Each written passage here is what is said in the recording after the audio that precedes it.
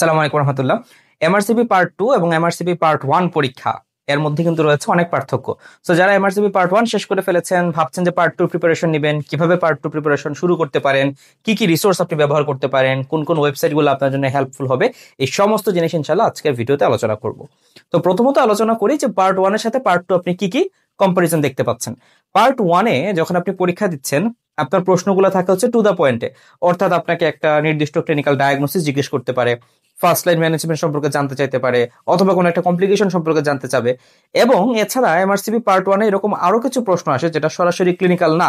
যেমন আমরা জানি যে ক্লিনিক্যাল সায়েন্স থেকে এমআরসিপি পার্ট 1 একটা বড় অংশ প্রশ্ন আসে, ক্লিনিক্যাল ফার্মাকোলজি থেকে প্রশ্ন আসে। এমআরসিপি পার্ট 2 এই জিনিসগুলো থেকে একটু আলাদা। কিভাবে আলাদা? কারণ এমআরসিপি পার্ট 2 আপনি যখন মার্ক ডিস্ট্রিবিউশনে দেখবেন, এর মূল ফোকাস হচ্ছে ক্লিনিক্যাল, অর্থাৎ আপনাকে ক্লিনিক্যালি ইম্পর্টেন্ট যে টপিকগুলো আছে সেই টপিকগুলো থেকে প্রশ্ন করা হবে। এবং এমআরসিপি পার্ট 2 আপনাকে প্রিপেয়ার করতে চায় আপনি যেন ওয়ার্ডে একটা পেশেন্টকে ভালোভাবে ম্যানেজ করতে পারেন। এবং যখন পার্ট 1 এ আপনি একটা পেশেন্টকে ডায়াগনোসিস করা শিখলেন, তার ফার্স্ট লাইন ম্যানেজমেন্ট সম্পর্কে আপনি জানলেন, এমআরসিপি পার্ট 2 আপনাকে হেল্প করাবে যে আপনি যেন এই পেশেন্টটাকে সেকেন্ড লাইন ম্যানেজমেন্ট অথবা কোনো কমপ্লিকেশন হলে কিভাবে ম্যানেজ করবেন এই জিনিসগুলো শিখতে পারেন। এবং আমরা যেহেতু বাস্তবিক লাইফে একটা পেশেন্টকে শুধুমাত্র সিনারিও পরে ডায়াগনোসিস করি না, আমরা কি করি, পেশেন্টের এক্সরে দেখি, ইসিজি দেখি এবং অন্যান্য ইনভেস্টিগেশন করি। সো আপনি যেন ইনভেস্টিগেশনের সাথে একটা পেশেন্টের কন্ডিশনকে কোরিলেট করতে পারেন এবং সেই কোরিলেশন অনুযায়ী আপনি একটা ডায়াগনোসিসে পৌঁছাতে পারেন বা একটা ট্রিটমেন্টে পৌঁছাতে পারেন, এই জিনিসগুলো হচ্ছে এমআরসিপি পার্ট 2 তে ফোকাস করা হয়। তাহলে এমআরসিপি পার্ট 2 আলাদা ব্যাপারটা হচ্ছে যে এখানে সিনারিও গুলো একটু লম্বা হবে, এখানে বিভিন্ন রকমের আপনাকে ক্লিনিক্যাল ইনফরমেশন দেওয়া হবে, ইনভেস্টিগেশন সম্পর্কে ইনফরমেশন দেওয়া হবে এবং এই ইনভেস্টিগেশন গুলাকে আপনাকে ছবির মাধ্যমে প্রকাশ করা হবে, অর্থাৎ পিক্টোরিয়াল ডায়াগনোসিস দেওয়া হবে। সেখানে হতে পারে স্কিনের বিভিন্ন রকম পিক্টোরিয়াল ডায়াগনোসিস, সেখানে ইসিজি থাকতে পারে, এক্সরে থাকতে পারে, ইকো থাকতে পারে, বিভিন্ন ব্লাড ফিল্ম থাকতে পারে। তার মানে আপনাকে বিভিন্ন রকম পিক্টোরিয়াল ডায়াগনোসিস দেওয়া হবে এবং এই পিক্টোরিয়াল ডায়াগনোসিস গুলোর উপরে এমআরসিপি পার্ট 2 পাস করাটা কিন্তু অনেক অংশে নির্ভর করে।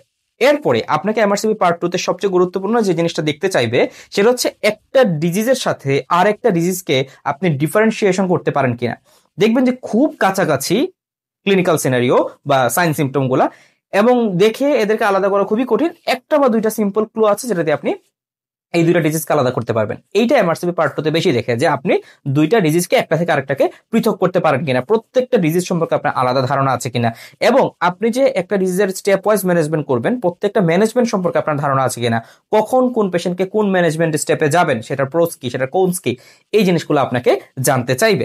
তাহলে এমআরসিপি পার্ট 2 প্রিপারেশনের সময় আসলে আপনার কতদিন নেওয়া উচিত? যখন আপনি এমআরসিপি পার্ট 1 পাস করলেন, আপনার প্ল্যান থাকা উচিত যে দ্রুততম সময়ের মধ্যেই আপনি পার্ট 2 তে বসে যাবেন। এখন আপনার এমআরসিপি পার্ট 1 এর রেজাল্টটা রেজাল্টের উপর নির্ভর করবে যে আপনি কতদিন পরে বসবেন। আপনার রেজাল্ট যদি ধরেন 500 থেকে 600 এর মধ্যে হয়, আপনি ধরে নেবেন যে আপনার প্রিপারেশন খুব একটা স্যাটিসফ্যাক্টরি ছিল না, আপনাকে আরো পড়াশোনা করতে হবে, আপনার অনেক গ্যাপ রয়ে গেছে। যদি আপনার রেজাল্টটা ধরেন 600 থেকে 700 এর মধ্যে হয়, আপনি ধরে নেবেন যে আপনার মোটামুটি মডারেট অ্যামাউন্টের পড়াশোনা হয়েছে, আপনাকে অন্তত 6 মাস পড়াশোনা করতেই হবে, কারণ 600 থেকে 700 খুব বেশি ভালো মার্কস না। যখন আপনি 700 প্লাস পাবেন তাহলে আপনি ধরে নিতে পারেন যে ওকে ফাইন, আপনার একটা ভালো প্রিপারেশন আছে, আপনি 3-4 মাসের মধ্যে চাইলেই বুঝতে পারেন। তাহলে আমি সাধারণত চিন্তা করি যে 6 মাসের একটা প্রিপারেশন নেওয়া অবশ্যই ভালো। এবং কেউ যদি চায় যে না, তার ব্যস্ততা আছে, সে 6 মাস টানা পড়াশোনা করতে পারছে না বা তার অন্য কোনো মেজর কাজ আছে, তখন সেই ক্ষেত্রে কিন্তু সে 1 বছর খানিক পিছাতে পারে। তবে এটা কোনোভাবেই আসলে 1-1.5 বছরের বেশি পেছানো উচিত না, কারণ আপনি যখন 1-1.5 বছরের বেশি পিছিয়ে ফেলবেন তখন আপনি পার্ট 1 এর সময় যে পড়াশোনাটা করেছেন বা যে ওরিয়েন্টেশনটা আপনার ছিল সেটা কিন্তু নষ্ট হয়ে যাবে। সো আমাদের প্ল্যান থাকবে আমরা যেন উইদিন 1 ইয়ার আমরা যেন এক্সামটা দিয়ে ফেলতে পারি, ঠিক আছে? আচ্ছা, তাহলে এই হচ্ছে প্রিপারেশন। এখন প্রিপারেশনের সময় আপনি কতটুকু পড়াশোনা করবেন এটা তো আপনার ব্যস্ততম জীবনের মধ্যে আপনার রুটিনের উপর নির্ভর করে, তাই না? তারপরও চেষ্টা করবেন যে দিনে 2 থেকে 3 ঘন্টা যেন আপনি এমআরসিপি প্যাটার্নের পড়াশোনাগুলো করতে পারেন। কারণ সাধারণত বাংলাদেশের আমরা যখন ট্রেনিং করি, মেডিসিনের ট্রেনিং করেন বা অন্য কোনো ব্রাঞ্চে ট্রেনিং করেন, সেক্ষেত্রে তো আসলে এমআরসিপি টাইপের পড়াশোনা আপনার করার সুযোগটা থাকে না। তাহলে এমআরসিপি টাইপের পড়াশোনা করার জন্য আপনাকে একটা আলাদা সময় বের করতে হবে। সো প্রতিদিন অন্তত 2 থেকে 3 ঘন্টা যদি করতে পারেন বেটার, না হলেও অন্তত 1 ঘন্টা করে পড়াশোনার চেষ্টা রাখতে পারেন, তাহলে আপনি জিনিসগুলো ভুলবেন না। এখন আসি যে কি কি রিসোর্স আপনি ব্যবহার করবেন এমআরসিপি পরীক্ষার জন্য। সো দেখেন, পার্ট 2 পরীক্ষাতে যেহেতু একটু ডিটেলসে জিনিসপত্র আসে, তাহলে আমাদের একটু পড়াশোনা করতে হবে বেশি। সো আপনি পার্ট 1 এর সময় নোটস পড়ে থাকেন বা না থাকেন, পার্ট 2 এর সময় আপনাকে প্ল্যান রাখতে হবে যে নোটসটা অন্তত একবার হলেও রিডিং দেওয়া।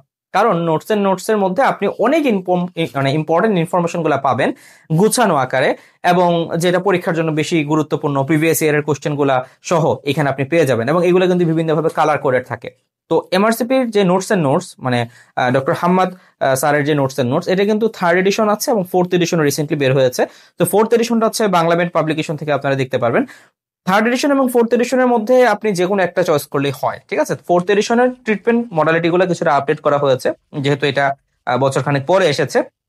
তবে 3rd এডিশন এবং 4th এডিশনের মধ্যে একটা ভালো রকম ডিফারেন্স আছে। কিসের মধ্যে ডিফারেন্স? ইনফরমেশনগত ডিফারেন্স না, সাজানোর মধ্যে ডিফারেন্স।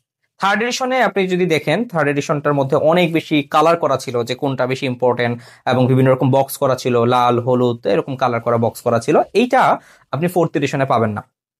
4th এডিশনের পড়াটা হচ্ছে টোটালি হচ্ছে বক্স সিস্টেমে। 4th এডিশনের বইটা যদি আপনি দেখেন, সো এখানে একটা ডিজিজ থেকে আরেকটা ডিজিজকে ডিফারেন্সিয়েশন করার জিনিসগুলোকে সুন্দরভাবেই ফুটে এসেছে। কিন্তু আপনি আগের বার 3rd এডিশন পড়ার সময় যেরকম একটা চোখের একটা খুব স্মুথনেস থাকে, যে আমি দেখা মাত্রই বুঝে যাচ্ছি যে কোন মানে তথ্যটা ইম্পর্টেন্ট, এইটা আপনি 4th এডিশনে বুঝতে একটু কষ্ট হবে। সো আপনি দুইটা বই দেখেন, যেটা আপনার জন্য সুবিধা মনে হয় সেটাই পড়তে পারেন। মানে 4th এডিশন না পড়লে যে আপনার অনেক কিছু মিস হয়ে যাবে সেরকমটা না। আবার আপনার যদি ভালো মনে হয়, আপনি যদি পারেন দুইটাই পড়েন, 3rd এডিশন 4th এডিশন দুইটাই পড়েন, কারণ 4th এডিশনে 3rd এডিশন থেকে অনেক তথ্য বাদ দেওয়া হয়েছে, যেটা কারো কারো কাছে আপনার কাছে গুরুত্বপূর্ণ মনে হতে পারে। ওকে, সো আপনি একটা টেক্সট বই পড়ার চেষ্টা করলেন। টেক্সট বইয়ের মধ্যে আমি বললাম notes and notes. So notes and নোটসটা মূলত বিভিন্ন রকম কোশ্চেন ব্যাংক থেকে তৈরি করা হয়েছে। আর এমনিতে ট্রেডিশনাল টেক্সট বুক বলতে আমরা কি বুঝি, যেমন ডেভিডসনের কথা বুঝি। সো আপনি যদি মেডিসিন ফ্যাকাল্টির হয়ে থাকেন, যেহেতু আপনি ডেফিনেটলি এমআরসিপি দিচ্ছেন, মেডিসিন সম্পর্কে আপনার অবশ্যই ভালো ধারণা আছে, আমি মনে করি অবশ্যই আপনাকে কি করা উচিত, মানে ডেভিডসনটা অন্তত একবার হলেও পড়ে রাখা উচিত। কারণ ডেভিডসন যখন আপনি পড়বেন, আপনি একটা হোলিস্টিক পিকচার পাবেন, যেটা আপনি নোটসে পাচ্ছেন না। নোটসে ইম্পর্টেন্ট ডিজিজ ভিত্তিক কিছু কথা লেখা আছে, কিন্তু একটা পেশেন্টকে আপনি স্টেপ বাই স্টেপ কিভাবে অ্যানালাইসিস করবেন সেটা যদি ভালো করে বুঝতে চান, সেটা কিন্তু ভাই ডেভিডসনে খুব সুন্দর করে দেওয়া আছে। সো ডেভিডসনে যেরকম সিমটম অ্যানালাইসিস থাকে, আলাদা করে ইনভেস্টিগেশনের একটা চ্যাপ্টার থাকে, এইরকম অংশগুলো কিন্তু আপনি নোটসে পাবেন না। সো আমার কাছে মনে হয় যে আপনার নোটস পড়ার পাশাপাশি ডেভিডসনের উপর ভালো একটা দখল থাকতে হবে। একেবারেই ডেভিডসন না পড়ে গিয়ে আপনি যদি এমআরসিপি দিতে চান, হয়তো আপনি ইনশাল্লাহ পারবেন, কিন্তু একটু কঠিন হবে বলে আমার ধারণা। তাহলে আপনারা চেষ্টা করবেন যে এই যে সময়টা আপনি যেহেতু এমআরসিপি পার্ট 2 দিচ্ছেন, তার মানে আপনার একটা ভালো ক্লিনিক্যাল ওরিয়েন্টেশন থাকা উচিত, এবং সেই ক্লিনিক্যাল ওরিয়েন্টেশন থাকার জন্য হয় আপনি ডেভিডসন পড়েন, অথবা আপনি হেডিসন পড়েন, অথবা কুমার এন্ড ক্লার্ক পড়েন, অথবা অক্সফোর্ড পড়েন। এইরকম এই 3-4টা বইয়ের মধ্যে যে কোনো একটা বই খুব ভালো করে পড়ার চেষ্টা করবেন, কারণ আপনার এখানে যদি কনসেপ্টে গ্যাপ থাকে, সেটা আপনার পার্ট 2 তে কিন্তু একটা বড় রকমের গ্যাপ নিয়ে আসবে। ওকে, তাহলে আপনি ধরলাম যে আপনি ইনশাল্লাহ কনসেপ্ট তৈরি করে ফেলেছেন। এখন আপনার পিক্টোরিয়াল পড়াশোনা করার জন্য আপনি কি করবেন? সো পিক্টোরিয়াল পড়াশোনা করার জন্য আপনাকে আলাদা আলাদা ওয়েবসাইটে যেতে হবে। যেমন ধরেন আপনি ইসিজি শিখতে চাচ্ছেন, তাহলে ইসিজি শেখার জন্য আপনাকে কি করতে হয়? ইসিজির বেশ কয়েকটা বই আছে। যেমন ধরেন আমাদের সবচেয়ে প্রচলিত আব্দুল্লাহ স্যারের ইসিজি বই, সেটা আপনি দেখতে পারেন, অথবা হ্যাম্পটনের ইসিজি বই। হ্যাম্পটনের 2টা ইসিজি বই খুব কমনলি চলে, একটা আমরা হচ্ছে 4th-5th ইয়ারে পড়ি, হ্যাম্পটন ইসিজি। আরেকটা হচ্ছে হ্যাম্পটন 150 ইসিজি, মানে যেখানে 150টা ইসিজির উপর প্র্যাকটিস করা হয়। সো আপনি সেই বইটা দেখতে পারেন। এখানে বিভিন্ন রকম ইসিজি গুলো, মানে যে প্যাটার্নের ইসিজি গুলো এমআরসিপি তে আসে, সেরকম ইসিজি দেওয়া আছে। প্লাস এমআরসিপি তে শুধুমাত্র ইসিজি দেখে ডায়াগনোসিস করতে বলবে না, বলবে যে এই পেশেন্টটা এই ইসিজি নিয়ে তোমার কাছে এসেছে, তো তুমি ফার্দার তাকে কি স্টেপ দিবা বা কোন ম্যানেজমেন্টটা তাকে করবা। সো হ্যাম্পটন 150 ইসিজি যে বইটা আছে, সেখানে এইভাবে করে ম্যানেজমেন্টের কোশ্চেন গুলো করা। সো আপনি সেই বই থেকে পড়তে পারেন। এরপরে খুব ভালো একটা ওয়েবসাইট আছে, ওয়েবসাইটের নাম হচ্ছে life in the first lane. হ্যাঁ, সো LFTFL, এইভাবে আপনি যদি গুগলে লিখে সার্চ করেন life in the first lane, এখানে আপনি অনেক ইসিজি পেয়ে যাবেন। খুব সুন্দরভাবে প্রত্যেকটা ইসিজি কে বর্ণনা করা হয়েছে। এছাড়া আপনি ইসিজি লাইব্রেরি পাবেন, এবং অনলাইনে যদি আপনি ইসিজি লিখে সার্চ করেন, সেটা গুগল হোক অথবা হচ্ছে আপনি ইউটিউব হোক, আপনি কিন্তু অনেক রিসোর্স পেয়ে যাবেন যেখানে আপনি ইসিজি শিখতে পারেন। এবং আপনার যে একদম ইসিজি মাস্টার হয়ে যেতে হবে, সব ইসিজি পারা লাগবে সেরকম না।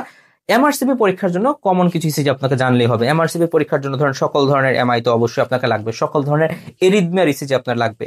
সো এরিথমিয়া, এমআই, এই দুইটা হচ্ছে আপনার এমআরসিপির জন্য অনেক বেশি গুরুত্বপূর্ণ। এরপরে হার্ট ব্লকের ইসিজি গুলো আপনার জন্য গুরুত্বপূর্ণ। সো এই কয়েকটা প্যাটার্নের ইসিজি যদি আপনি শিখতে পারেন, সেটা ইনশাআল্লাহ আপনার জন্য উপকারী হবে। এছাড়া ইলেকট্রোলাইট ইমব্যালেন্স, হাইপোথার্মিয়া, এরকম ইসিজি কিন্তু প্রশ্ন আসে। তাহলে আপনাকে গুরুত্বপূর্ণ হচ্ছে এরিথমিয়া, কারণ এমআরসিপিতে এরিথমিয়া দিয়ে অনেক টাইপের সিনারিও আসে। কারণ এরিথমিয়ার মধ্যে তো আসলে অনেক প্রকার ব্যথা আছে, এরিথমিয়া তো একটা খুব বড় টপিক। তো এরিথমিয়ার ইসিজি যদি আপনি বুঝতে পারেন, ইনশাআল্লাহ এটা আপনাকে অনেক বেশি হেল্প করবে আর কি। আচ্ছা, এখন আমরা মোটামুটি ইসিজি নিয়ে আলোচনা করলাম। এক্স-রের জন্য কি করবেন? তো এক্স-রের জন্য আপনি যেটা করতে পারেন, যে ধরেন আপনি যেই পেশেন্ট সম্পর্কে পড়ছেন বা যে ডিজিজটা সম্পর্কে পড়ছেন, সেই ডিজিজের এক্স-রে লিখে গুগলে সার্চ করেন। ইসিজির ক্ষেত্রেও, এক্সরের ক্ষেত্রেও বা যে কোনো কিছুর ক্ষেত্রে আপনি ওই টপিকটা নিয়ে যখন আপনি গুগলে সার্চ করবেন, সার্চ করে যখন ইমেজ অংশ যাবেন, আপনি দেখবেন যে গুগলে যখন সার্চ করা হয়, গুগল ব্রাউজারে, ক্রোম ব্রাউজারে ইমেজ একটা অপশন থাকে। সো ইমেজে যখন আপনি যাবেন তখন আপনি অনেকগুলো ওয়েবসাইট আপনি পাবেন। হ্যাঁ, প্রত্যেকটা ছবি থাকবে, ছবির মধ্যে একটা করে ওয়েবসাইটের লিঙ্ক দেওয়া থাকে। ওই ছবিতে ক্লিক করবেন, আপনি সেই ওয়েবসাইটে ঢুকে গেলেন। ওয়েবসাইটে ঢোকার পরে ওই ওয়েবসাইট থেকে আপনি এনাদার রিসোর্স গুলো দেখবেন, কারণ একটা ওয়েবসাইটে যখন আপনি একটা এক্সরে ছবি পাচ্ছেন, তার মানে সেই ওয়েবসাইটে আরো অনেক এক্সরে ছবি আছে। তো এইভাবে করে কিন্তু আপনি দেখতে পারেন। এছাড়া এক্সরে, সিটি স্ক্যান, এমআরআই, মানে এই রেডিওলজির জন্য আপনি পাবেন হচ্ছে রেডিওপিডিয়া বলে একটা ওয়েবসাইট আছে। হ্যাঁ, রেডিওপিডিয়া, এটা লিখে আপনি সার্চ করবেন, এনসাইক্লোপিডিয়া যেরকম আমরা বলি আর কি, তো সেরকম রেডিওপিডিয়া লিখে যখন আপনি সার্চ করবেন, এই রেডিওপিডিয়াতে আপনি খুব সুন্দর সিটি স্ক্যান, এক্সরে এগুলা বিস্তারিত আপনি ব্যাখ্যা পেয়ে যাবেন। এছাড়া এক্সরের জন্য আমাদের আব্দুল্লাহ স্যারের এক্সরে বইটা দেখতে পারেন, সেখানে মানে বেশ ভালো রকম এক্সরে আছে। শ্যামল স্যারের আমাদের এক্সরে বই আছে, খুব সুন্দর। শ্যামল স্যারের এক্সরে বই থেকেও আপনি এক্সরে, শ্যামল স্যারের ইসিজি বই আছে, সিটি স্ক্যানের বই আছে, সেই বইগুলো আপনি ইনশাল্লাহ পড়তে পারেন। এগুলা অনেকে 4th 5th ইয়ারই পড়ে ফেলে, আর যদি আপনার আগে পড়া না থাকে এখন আপনি দেখতে পারেন। সো এটা আসলে নির্ভর করে যে আপনি এমআরসিপি পার্ট 2 প্রিপারেশন যখন নিচ্ছেন, আগে থেকে আপনি ইসিজি কেমন পারেন, এক্সরে কেমন পারেন, এই জিনিসগুলো কিন্তু অনেকটুকু ইম্পর্টেন্ট। হ্যাঁ, অনেক ইম্পর্টেন্ট ম্যাটার করে আর কি এটা। এরপরে সিটি স্ক্যান আসেন, এমআরআই আসেন। সিটি স্ক্যান, এমআরআই খুব কঠিন ডায়াগনোসিস যে আপনাকে যেতে হবে সেরকম না। সিটি স্ক্যান, এমআরআই আপনি কমনলি দেখবেন যে আপনি হেমোরেজ গুলো বুঝতে পারেন কিনা। হ্যাঁ, so interventricular haemorrhage, subdural haemorrhage, extradural haemorrhage, ischaemia এবং ইস্কেমিক সাইন্স এন্ড বিভিন্ন জায়গায় ক্যালসিফিকেশন। এরপর ধরুন এনকেফালাইটিসের কিছু ম্যানেজমেন্ট আছে। হ্যাঁ, এনকেফালাইটিসের কিছু সিটি এমআরআই ফাইন্ডিং আছে। এই জিনিসগুলো যদি আপনি বুঝতে পারেন, এর বেশি কিন্তু সিটি বা এমআরআই আপনার লাগবে না। এবং সাধারণত ব্রেইনের সিটি স্ক্যান পরীক্ষাতে দেওয়া হয়। ব্রেইন সিটি স্ক্যান ছাড়াও অনেক সময় অ্যাবডোমিনাল সিটি স্ক্যান অনেক আমাদের পরীক্ষায় আসে। তো অ্যাবডোমিনাল সিটি স্ক্যানের মধ্যে বিশেষ করে কিডনির উপরে যদি কোনো সমস্যা থাকে, মানে আমাদের অ্যাড্রিনাল গ্ল্যান্ডে যদি কোনো টিউমার থাকে, অথবা অন্য কোনো জায়গায় যদি কোনো টিউমার, মেলিগনেন্সি, লিম্ফ নোড, এই জিনিসগুলো কিন্তু পরীক্ষা দেয়। হ্যাঁ, অথবা ধরেন হাইড্রোনেফ্রোসিস, এগুলো পরীক্ষা দিতে পারে। তাহলে আমাদেরকে অ্যাবডোমিনাল সিটি এবং এমআরআই সম্পর্কে জানতে হবে, এবং ব্রেইনের সিটি এবং এমআরআই সম্পর্কে জানতে হবে। ব্রেইনের সিটি, এমআরআই যখন আপনি যাচ্ছেন, এমআরআই দশে অনেক রকম ফিল্ম থাকে, T1 film, T2 film, flair film. তাহলে আপনাকে যে নিউরোলজিক্যাল কন্ডিশন গুলো আছে, যেমন ধরেন আপনি কি মাল্টিপোলার স্ক্লেরোসিস আপনি দেখতে চাচ্ছেন, তাহলে এইরকম টপিক গুলা সাপেক্ষে আপনি কি করবেন, আপনি হচ্ছে ওই জিনিসটা হচ্ছে এমআরআই থেকে ইনশাল্লাহ শিখে ফেলবেন। তাহলে আপনি কি করবেন, যে ধরেন আপনি এমএস পড়ছেন, আপনি সার্চ দিবেন হচ্ছে মাল্টিপোলার স্ক্লেরোসিস এমআরআই, এভাবে লিখে যখন আপনি সার্চ করবেন, তখন আপনার জন্য সুবিধা হবে, আপনি সেটার এমআরআই সহ হচ্ছে দেখে ফেলতে পারবেন। কিন্তু এমনিতে এমআরআই দেখে ডায়াগনোসিস করা, এটা কিন্তু আপনার জন্য ভাই কঠিন হয়ে যাবে। তাহলে আমরা কি করব, আমরা হচ্ছে নির্দিষ্ট ডিজিজ লিখে আমরা সার্চ করবো যে এই ডিজিজের এমআরআই কিরকম, এই ডিজিজের সিটি স্ক্যান কিরকম। সাপোজ হার্পিস সিমপ্লেক্স এনকেফালাইটিস, এইটার এমআরআই বা সিটি স্ক্যান কেমন হবে। সো এইভাবে যখন আপনি প্রশ্ন সলভ করবেন, সেটার সাথে সাথে আপনি ইম্পর্টেন্ট ফাইন্ডিংস গুলো পেয়ে যাবেন। এছাড়া আপনি যখন পাস টেস্ট সলভ করতে যাবেন বা পাস মেডিসিন সলভ করতে যাবেন, সেই সমস্ত জায়গাতে আপনি কিন্তু প্রত্যেকটা প্রশ্নের সাথে অনেক বেশি পিক্টোরিয়াল পাবেন। এবং এই পিক্টোরিয়াল গুলো যে কাজটা করবেন, যেটাকে স্ক্রিনশট দিয়ে আপনার কাছে রেখে দিবেন। কারণ এমআরসিপিতে ভালো করার জন্য সবচেয়ে জরুরি যে জিনিসটা, সেটা হচ্ছে রিভিশন। সো আপনাকে অনেক বেশি রিভাইজ করতে হবে, কারণ আপনি অনেক তথ্য পড়েছেন, তো সেই সমস্ত তথ্য আপনি ভুলে যাবেন। তো পরীক্ষাতে ভালো করার জন্য আপনি যেই তথ্যগুলো পড়ছেন, সেটাকে আপনি আপনার যদি আইপ্যাড থাকে বা কোনো ট্যাব থাকে, সেখানে আপনি হচ্ছে লিখে রাখলেন, সেভ করে রাখলেন।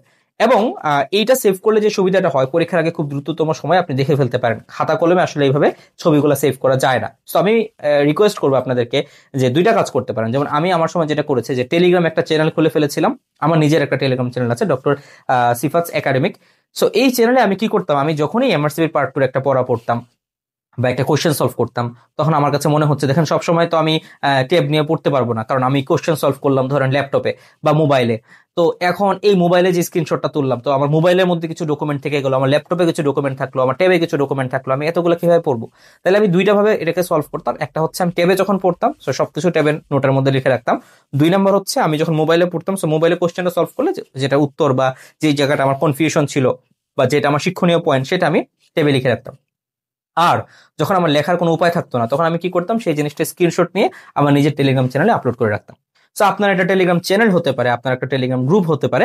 টেলিগ্রামে আপলোড করলে সুবিধা কি, আপনি ধরেন আপনার মোবাইল, আইপ্যাড এবং ল্যাপটপ সব জায়গাতে টেলিগ্রাম আপনি একসাথে অ্যাক্সেস নিয়ে নিতে পারছেন, যেটা কিন্তু আপনি মেসেঞ্জার বা হোয়াটসঅ্যাপে পারবেন না। সো আপনি একটা টেলিগ্রাম অ্যাকাউন্ট খুলবেন, এবং অ্যাকাউন্ট খুলে আপনার যে ইম্পর্টেন্ট ইনফরমেশন গুলো, সেটাকে ওইখানে রেখে দিবেন।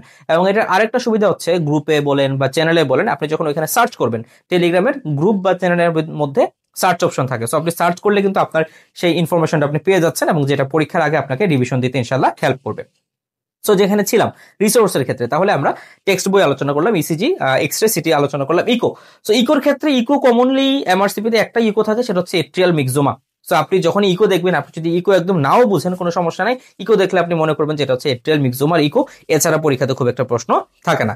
এছাড়া আপনি স্পাইরোমেট্রি দেখতে পারেন। স্পাইরোমেট্রিতে FEV1 FVC রেশিওটা আমাদেরকে দেখতে হবে, এবং হচ্ছে রিভার্সিবিলিটি টেস্ট আমাদেরকে দেখতে হবে। বিভিন্ন রকমের ব্লাড ফিল্ম সম্পর্কে আমাদের প্রশ্ন আসতে পারে। সো কমন কিছু ব্লাড ফিল্ম, আপনি একটা হেমাটোলজির বই থেকে কমন ব্লাড ফিল্মগুলো দেখে ফেললেন। অথবা আরেকটা ওয়েবসাইট আছে, সেটার নাম হচ্ছে ল্যাবপেডিয়া।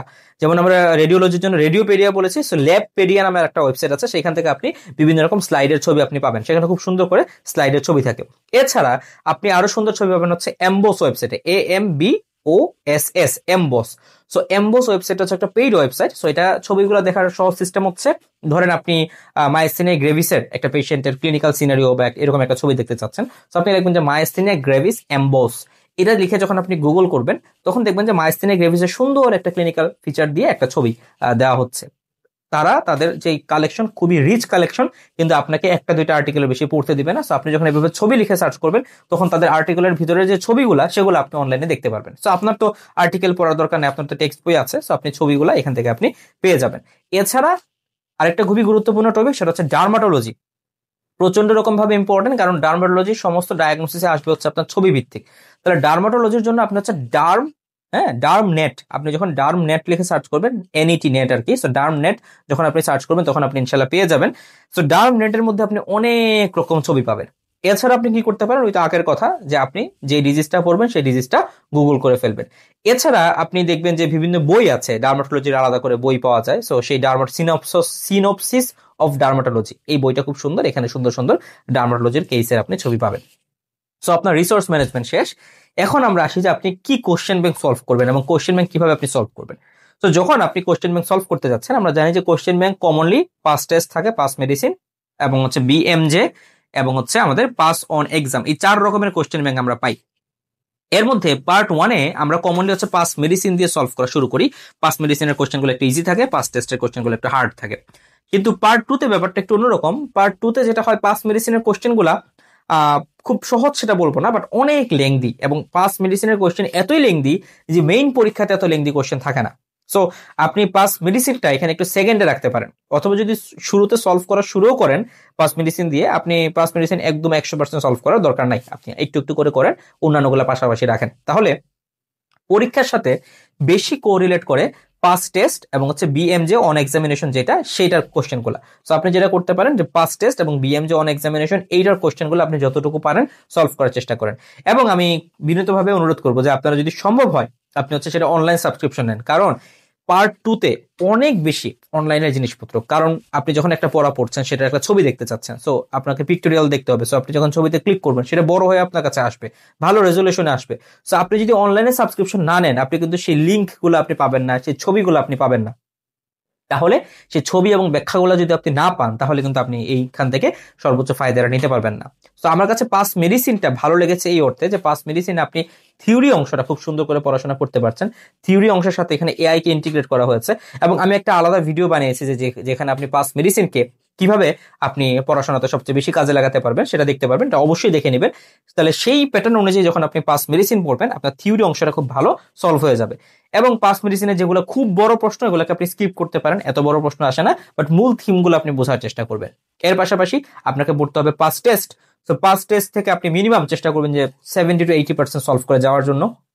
যদি পারেন অবশ্যই 100% সলভ করবেন, কিন্তু আসলে আমার মতো যারা ফাঁকিবাজ আছে তাদের জন্য আসলে সম্ভব হয় না 100% সলভ করা। সো আমি চেষ্টা করেছিলাম যে 50 to 60% এর মতো সলভ করা। তবে যেই জায়গাটাতে আমি একটু গ্যাপ দেই নাই, সেটা হচ্ছে পাস্ট পেপার। আমি একদম 2015 সাল থেকে শুরু করে 2024 সাল পর্যন্ত সমস্ত পাস্ট পেপার সলভ করেছি, কারণ আমার কাছে সবচেয়ে বেশি হেল্পফুল মনে হয় পাস্ট পেপারকে। কেন? কারণ এটা হচ্ছে প্রিভিয়াস ইয়ারের কোশ্চেন। সো যেহেতু একদম প্রিভিয়াস কোশ্চেন, তার মানে আপনি একদম মূল কোশ্চেনটা কিরকম হতে পারে, কিরকম কমপ্লেক্সিটি থাকে, এটা আপনি ফিল করবেন। 2 নম্বর হচ্ছে পাস্ট পেপারের কোশ্চেনগুলা পাস্ট টেস্ট এবং পাস্ট মেডিসিন থেকে কমপ্লিটলি ডিফারেন্ট, তাদের কোশ্চেনের প্যাটার্ন গুলো অনেক আলাদা। তাহলে পাস্ট মেডিসিন তো 2017-18 সাল থেকে তাদের যে প্রশ্নগুলো আছে ওগুলাই রেখে দিয়েছে, তাহলে তাদের কোশ্চেন কিন্তু খুব একটা আপডেট হচ্ছে না। কিন্তু পাস্ট পেপার প্রতি বছর নতুন নতুন প্রশ্ন এখানে আসছে এবং নতুন ভ্যারাইটির প্রশ্ন আসছে। সো এই কারণে পাস্ট পেপারে আপনি অবশ্যই গুরুত্ব দিবেন, এবং আপনি 2টা নোট বানাবেন। একটা নোটের মধ্যে আপনার কোশ্চেন ব্যাংকগুলো কিভাবে সলভ করলেন সেটা লিখে রাখবেন, আরেকটা নোট যেখানে আপনি হচ্ছে পাস্ট পেপারে আপনি কিভাবে সলভ করলেন এবং সেখানে আপনার কি কি থিঙ্কিং গুলো আসলো সেটাকে আপনি লিখে রাখবেন। এইভাবে করে পাস্ট পেপারের জন্য একটা আলাদা নোট খাতা বা আলাদা নোট প্রোফাইল আপনি তৈরি করবেন। ওকে, আচ্ছা, বিএমজি এক্সামিনেশনটার যদি আপনি পারেন 20 to 30% শেষ করতে পারেন, সেইখানের প্রশ্নের মানগুলো সুন্দর, আমার কাছে ভালোই মনে হয়েছে। বর্তমানে অনেকে বিএমজি পড়ে না, কিন্তু বিএমজি কিন্তু বেশ ভালো একটা আমার কাছে মনে হয়েছে সোর্স হতে পারে। আরেকটা নতুন করে শুরু হচ্ছে, সেটা হচ্ছে পাস অন এক্সাম, যেটা আমরা নোটস এন্ড নোটস যাদের মাধ্যমে পড়ি। সো এই পাস অন এক্সাম তাদেরই ওয়েবসাইট, এবং পাস অন এক্সামে আপনি দেখবেন যে তাদের মতো মানে নোটস এন্ড নোটসের বিভিন্ন পড়াশোনাকে ইন্টিগ্রেট করা হয়েছে, এবং নোটস এন্ড নোটসের কঠিন টপিকগুলোকে অনেক সহজ করে পাস অন এক্সামের মধ্যে দিয়ে রাখা হয়েছে। তো আমি যেটা করেছিলাম, পরীক্ষার আগে আমি 2 দিনের জন্য ফ্রি ট্রায়াল নিয়েছিলাম, তাদের ফ্রি ট্রায়াল নেওয়া যায়। সো ফ্রি ট্রায়াল নিয়ে আপনি হচ্ছে 2 দিন তাদের ওয়েবসাইটে একটু ঘুরে দেখতে পারেন। পাস অন এক্সামের কয়েকটা কোশ্চেন সলভ করলেন, এটা আপনাকে হেল্প করবে। আমার কাছে মনে হয়েছে পাস অন এক্সামটা একটু ঘুরে দেখতে পারেন, যদি আপনার ভালো মনে হয় তাহলে আপনি সলভ করলেন। আচ্ছা, তাহলে এই হচ্ছে মোটামুটি আমার 4 থেকে 5 ধাপের কোশ্চেন পেপার সলভ। কারণ আপনি যত বেশি কোশ্চেন পেপার সলভ করবেন তত বেশি আপনি কনফিডেন্ট হবেন, এবং যখনই কোশ্চেন পেপারগুলো সলভ করবেন আপনি দেখতে হবে যে একটা অপশন কেন কারেক্ট এবং অন্য অপশনগুলো কেন কারেক্ট না। কারণ আমি বললাম যে ডিজিজকে আরেকটা ডিজিজ থেকে ডিফারেন্সিয়েট করা এটা সবচেয়ে কঠিন, এবং একটা ট্রিটমেন্টকে আরেকটা ট্রিটমেন্ট থেকে ডিফারেন্সিয়েট করা সবচেয়ে কঠিন। কারণ এখানে অপশনে যেগুলো থাকবে 5টাই ওই ডিজিজের সাথে যায়, 5টাই হচ্ছে ওই সিমটমের সাথে যায়, তাহলে আপনি কিভাবে আলাদা করবেন? এই জিনিসটা শেখাটাই হচ্ছে আপনার পার্ট 2 সবচেয়ে গুরুত্বপূর্ণ ব্যাপার।